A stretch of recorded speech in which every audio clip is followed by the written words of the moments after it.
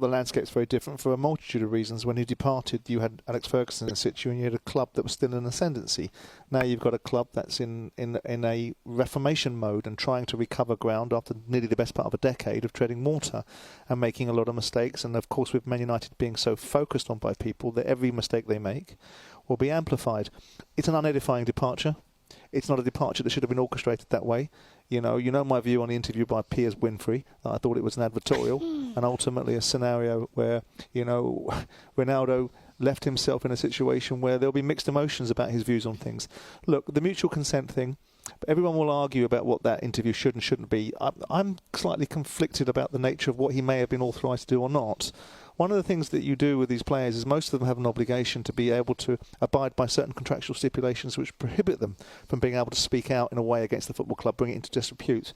When you sign someone like Ronaldo, there might have been different things there that have enabled him to speak differently than other players because of the nature of the position that he's in.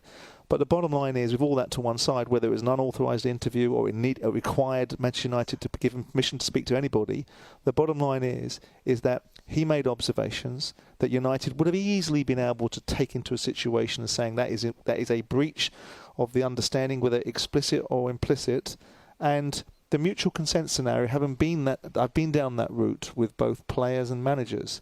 It is a kind of drop hands. Look, we can have a fight about the money that we're owed under contract. We've got a fixed-term contract which keeps us in your employment until June of next year.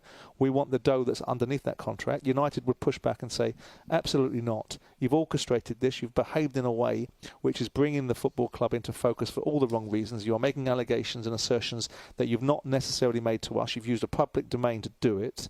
And with that in mind, we'll be able to make you suffer economically for your contract. I personally, I know people may not agree with this, I would have, if I was Man United and the substance behind his assertions weren't there, I would have gone after him.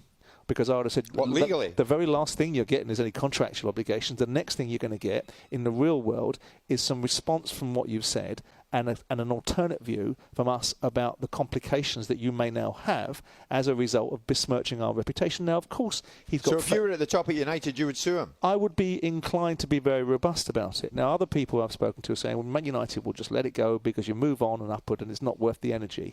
Sometimes these things are worth the energy.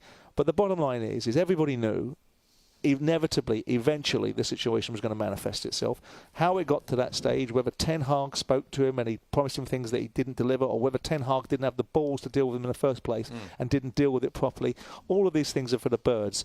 But Ronaldo leaving the football club in this way, no, there's no winners here. The only winners was an increase temporarily in the figures of a particular TV show. The bottom line is that Ronaldo comes out with a reputation that's not particularly enhanced. He looks around at the world, looks back on this with regret. United look at it and say, well, this was a waste of everybody's bloody time. Well, and also, Simon, I take on board everything you're saying there. Danny, it affects Portugal at this World Cup because obviously it's the talk of their camp. Their coach Fernando Santos needs that like a hole in the head. And Ronaldo was due to be speaking to the world's media ahead of their first game here in Qatar. Taking him out of the equation, they put in Bruno Fernandes, who will undoubtedly be asked about it. It's a major distraction they don't need. I think Portugal for years have had the Ronaldo sideshow in every tournament for whatever reason, whether it be positive or negative. I think the players generally don't really care less what's going on with the other players at the clubs. Bruno's a bit different because he's engaged in the Manchester United thing. Yeah, so Ronaldo goes, he stays. Yeah, but he's already come out and said that initial frosty video about the handshake was nothing, it was fine. You know, he's not going to jeopardise his friendship relationship, and certainly not. He's not going to do it now to the public when they're supposed to be harmonious in a camp together. Just going back to what Simon said, I actually think when you say there's no winner's side, I think they both win. Oh, they both win.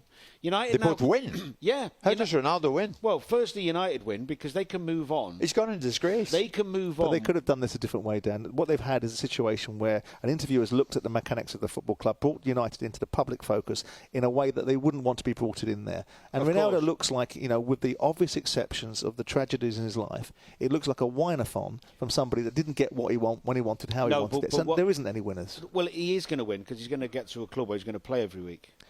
Well, on the he wins. Well, okay, it's the Greens have lost them. Because is it like, give me that club, Danny. Where does he go? Where he's going to play every week? Whether he goes to Lisbon, whether he goes, who knows where he's going to end up? But someone will take him because he scores goals. And even if they take him on a short term till the end of the season, they'll take him. So his legacy at United's tarnished, isn't it? Temporarily. Surely permanently, no. Danny. You can't leave like this. You know what it's like, Jim. It's a bit like relationships. Years gone by, you only remember the good. It's the same with footballers.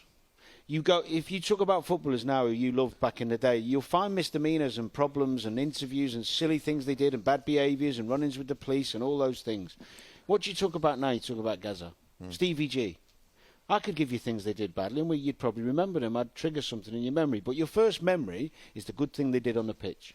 And in 5-10 years, when people talk about Ronaldo and they're telling their son or their grandkids, they'll be talking about the goals Ronaldo scored when he got 40 plus and when they won this and when they won that. Okay. Well, we'll carry this on the other side of this upcoming bulletin at your time, 10:30. But what next for Cristiano Ronaldo? Who's going to take him? Where could he go? And what next for Manchester United further down the line?